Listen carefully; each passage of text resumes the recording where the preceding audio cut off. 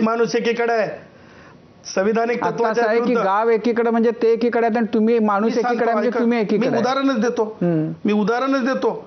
मी political leadership समोर ठेवून सुद्धा उदाहरण देतो, तात्विक उदाहरण देतो. मला जरंगे सारखं द्यायची गरज नसते. मी रोज वाचणारा माणूस आहे, वाचेल तर वाचल म्हणणार आहे. तुम्हाला सांगतो, सांगायचं तात्पर्य हे आहे की परत आपण म्हणजे खोडसाळपणे म्हणालात की गाव एकीकडे, मी तसं नाही. 70% महाराष्ट्रातला माणूस माझ्यासोबत आहे. कसं कसं आहे? तुम्ही जनमत घ्या, तुम्ही जनमत घ्या ना, तुम्ही जनमत घ्या. मराठे सोडून मला लोक गावामधले दार बंद करून चर्चा करतात, मला फोन करतात. लोकांचा प्रॉब्लेम आहे. आज मोबोक्रेसी झालेली आहे.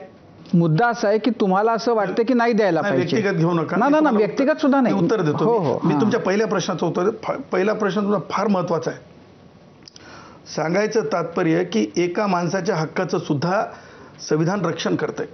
पार्लमेंटनं जरी निर्णय घेतला तरी मराठ्यांचं आरक्षण 2 दिवस सुद्धा टिकू शकत नाही. Challenge with the constitutional law, नाही टिकू शकत. त्याच्यामुळे डंके की चोट पे हे सगळं राजकारण आहे.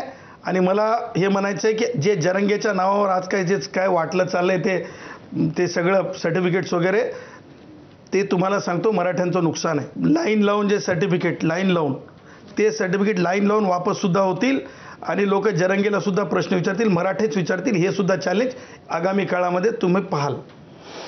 आता तुम्ही जेव्हा बोलत होता तेव्हा असं एकदम ना मध्येच तुम्ही एक असं नाटकामध्ये जसं होतं असं काहीतरी होतं आणि तुमचा एकदम आविर्भाव बदलून जातो आणि एकदम नाट्यमय येतं. तर ते तुम्ही ठरवून करता का ते उत्स्फूर्त येतं काय? म्हणजे असं तुम्हाला चॅनलवर बघताना असं अनेकदा जाणवतं की एकदम होय हातवारे करून आणि डोळे गरगर फिरवून बोलता. जर्नलिझमला शिक्षक होतो, त्यांना लॉ शिकवायचं.